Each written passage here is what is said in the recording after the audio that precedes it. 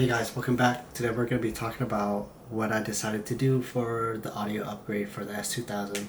As many of you guys know, the S2000 sound system isn't that great, right? Because it is a 20-year-old car and the deck inside the S2000 is really horrible. So I decided to pick up some stuff to upgrade the sound system. And essentially what I'm going to do today is just pretty much talk about what product I decided to go with and the reasons why I went with these type of products. And then for the next video, I'm actually going to take you guys through a installation video of how I'm going to be connecting up all these components. So for the first thing, what I got was a actual deck for the system, right, or for the car, and I decided to go with the JVC KTP-445U BT.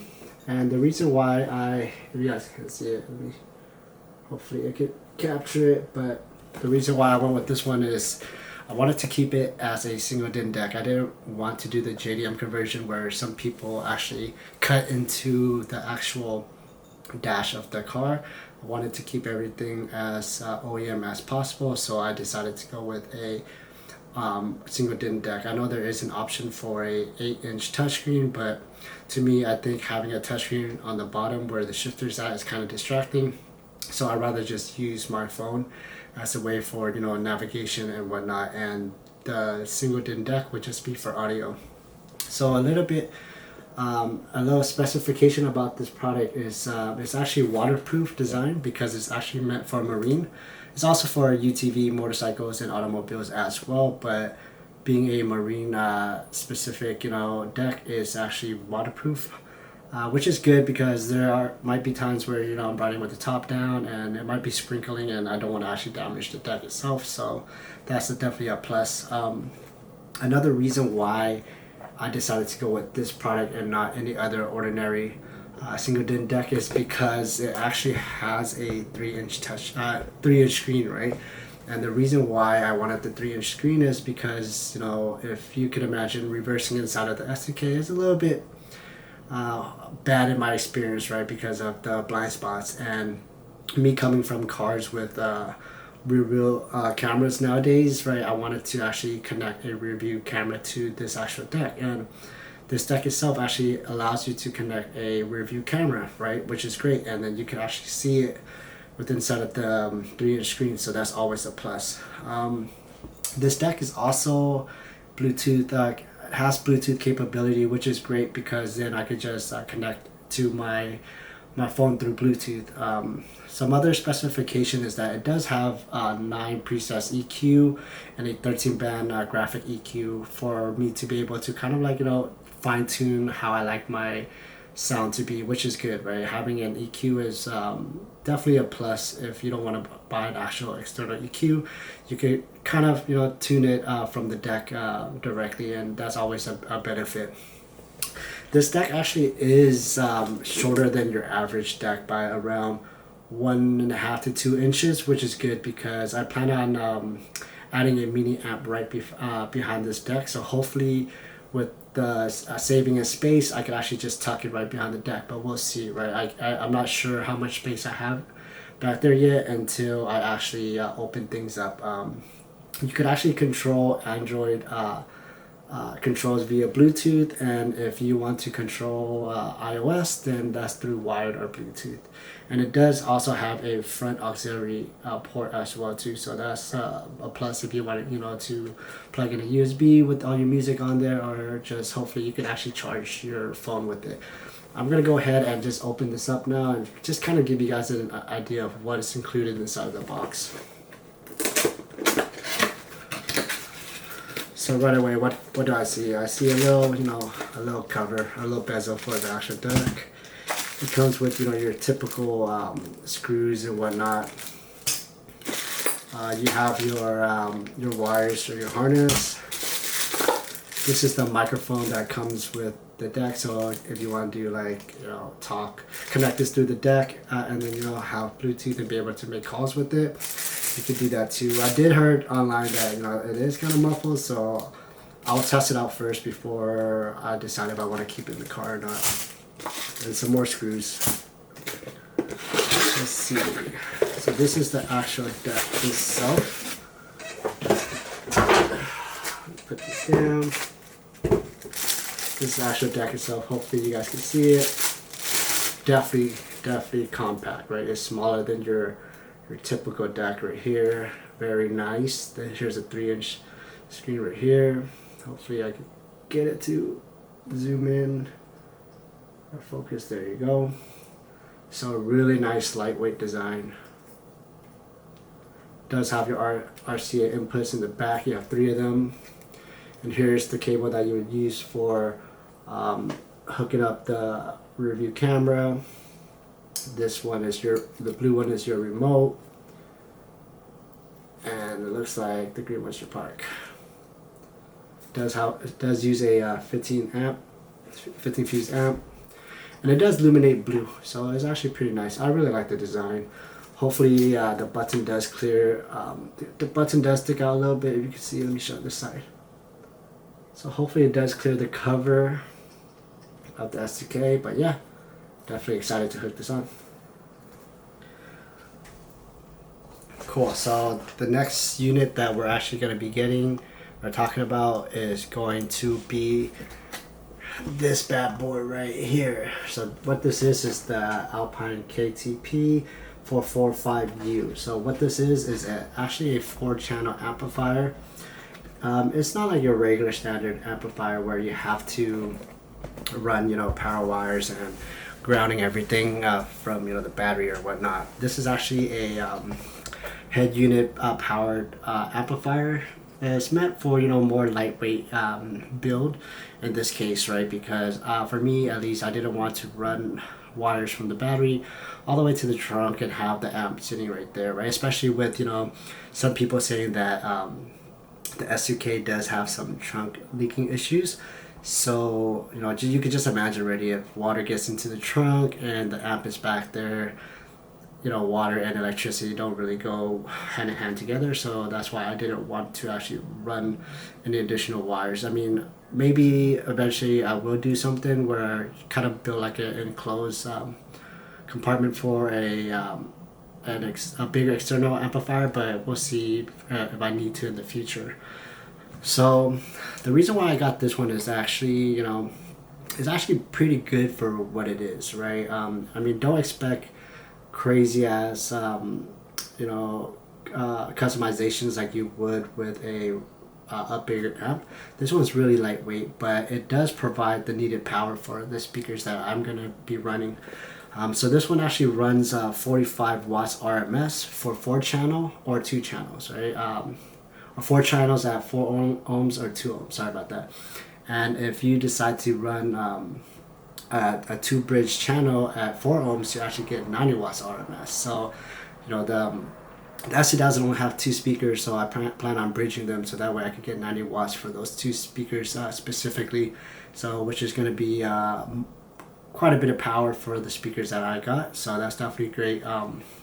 It also does have front and rear gain inputs, which is good. So I kind of, you know, let you, you know, adjust the gains if needed, right? And one other thing is that when you do get this, I was watching videos of how you actually connect it, and I noticed that a lot of the videos asked that you have RCA cables, right? So make sure you get a second set of RCA cables, because this kit doesn't have RCA cables in them. So you definitely want to make sure you have one, because you don't want to be working on it and halfway realizing that you need RCA cables and having to go somewhere to get it, right? So let me go ahead and open it up and show you guys what the app looks like. So this is just your standard, you know, pamphlet with the all the information about the actual product itself, but I'm not gonna go through that. Here are all of your cables and your harnesses. Maybe we could focus into that. Quite a lot of things to connect, but hopefully everything should be very simple. Here's your mounting brackets. If you decide to mount it somewhere else, we'll figure out where we're going to mount it once we have everything disassembled with inside the car. And lastly, here is the amp. As you can see, super lightweight, right? Super small, but it definitely does pack a punch right here. Cool. And one thing that I want to mention is that if you do decide to order this product, there's actually two different types of products for this type of product, right? There's two different units. One is the 445A and one is 445U. So what the A means is for Alpine specific. So if you are running an Alpine deck, you would want to go with the 445A because it just makes the install a lot easier, right? Because I believe what they did was they actually have the wiring harness already set up for Alpine decks.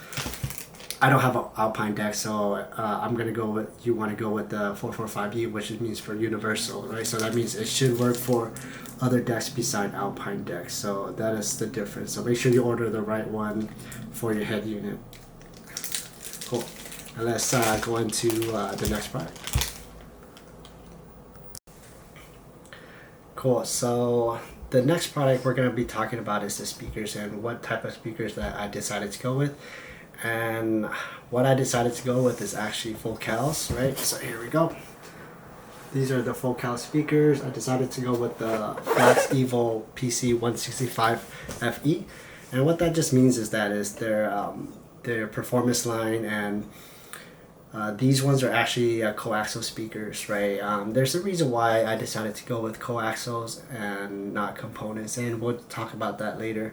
But if you guys don't know about Focals, they're very high-end speakers, super good sound quality.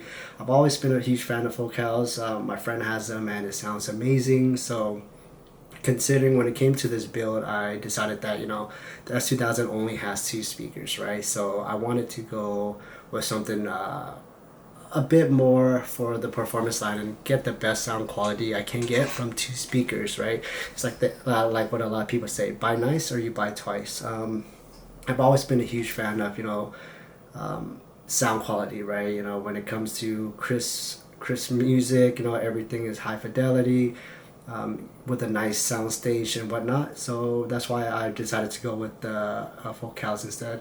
There were other brands that I considered as well, but I wanted to do a Focal build for this one. So let me go ahead and open up the unit and kind of show you guys what it looks like, and we could talk about some of the specs about the speakers. So right away when you open up the box, it's super nice, right? You can already tell that these are very high quality speakers. Let me go ahead and show you these speakers. Look at these, and you can actually see right now through the actual woofers, right? So this is their performance line, right? These the woofers itself is actually designed in a way that is very lightweight, so that's why you can actually see through it, right? So that means that your amplifier can actually, you know, be able to fine-tune the actual woofers and move it in a way where it creates a very nice sound and a pleasant listening experience, right? Here we go. Let me just show you around. You can definitely tell the quality of this speaker, man. It doesn't look cheap. Everything is very high quality in terms of the materials used for it. It does have a bit of weight to it, right, which is always good. Okay, and a little spec about these tweeters is actually aluminum and magnesium inverted dome tweeters that's actually already tuned, right? The crossover is actually built into the actual speaker itself, and that's why it is a coaxial, right? And if you look online, right, if you look through their component versus their coaxial product, is actually uses the same speaker setup, right? The only difference is that this tweeter is actually built into the actual subwoofer, the woofer itself, while the component has the tweeter. You know, you could mount the tweeter somewhere else. For me, I didn't want to drill into the OEM panels, right? I wanted to keep my car OEM as possible, because, you know, if once you start cutting into things, you know, the value of the car actually goes down. So for me, I wanted to just make it as OEM as possible. So that's why I decided to go with coaxials instead. I mean, there are cons to using components, right? Because the crossover is actually bigger. You get to fine tune the crossovers more precisely, but, you know, that's not a bit of my concern for this actual build itself. Hopefully these speakers should be strong enough that, you know, I wouldn't need to have the tweeters mounted somewhere else. So these speakers could actually handle 70 watts RMS, so that's why I decided to go with these speakers, right? Because the amp that I was using before, remember what I mentioned earlier, that it actually handles 90 watts RMS if it's bridged, right? At 4 ohms. So it should give these speakers just the right amount of power to actually power them, and hopefully that they sound really good, right? So these are, I'm really excited to go with these actual speakers itself. Let's just take another look at these speakers, man. This is a beautiful speaker. Cool. Let's see what else is inside of the box. So definitely, I mean, it does come with 2 speakers, right? If you only got one, then you better send it back and get another speaker, because one of your speakers is missing. They do come with extra screws, and they do come with grills. I'm not going to be using the grills, most likely just because the S2K already has the grill protected there, and I don't, from my understanding, I don't think it will actually hit the actual grill itself. But it is good if you do decide to mount this somewhere else, in another car or something, and it is exposed to, you know, the elements and stuff, and has the potential of hitting something. I definitely recommend putting on the actual covers itself, okay? Let me just put these back. I don't want to damage them. But those are the speakers that I decided to go with. Cool. And you know, some other things that I also got during for this setup is, you know, like I mentioned earlier, the actual camera. The actual DIN accepts a rear view camera, right? So I actually just bought a rear view camera from Amazon. There's this brand Duanis, I guess. It was actually on sale, which was pretty cool. It was I believe it was like $39, but then there was a coupon from Amazon that was like $27 off, right? So it was really cheap, and it had a lot of good reviews. So I'm hoping that this camera does what it is intended to do, and actually give me a very good quality reverse camera. And as mentioned before, right, when you're doing this actual setup, right, you want, for me at least, I wanted to retain all of the controls on the actual S2K. So I bought the modified DCI-3, right? This unit will allow me to keep all of the controls on the left hand side, which is great. I also did get some modified brackets, right, just in case if it doesn't fit exactly like I want it to, then these are the brackets that would come into play. I just wanted to make sure that I have all of the necessary equipments in order before the installation, because I don't want to end up installing it and all of a sudden finding out, hey, the speakers don't fit, and then there's more downtime. So I'd rather just be safe. Some other things that you want to make sure that you have are connectors, right? So looking at the speakers, you should definitely have like quick connect speakers, you know, splice connectors, and all your other ones. Just make sure that you have a sufficient amount of them, just because it just makes the installing a lot easier, right? Instead of just, you know, going around crimping different wires, you could just splice into them, and, you know, quick connects just allow you to just tap into the wires and inputs and outputs correctly in a faster way. With that said, I mean, that's pretty much it for this audio pickup that I decided to go with, and hopefully you guys follow me along for the installation video. I definitely would do it before and after comparison too once the speakers are installed. But yeah, other than that, peace out.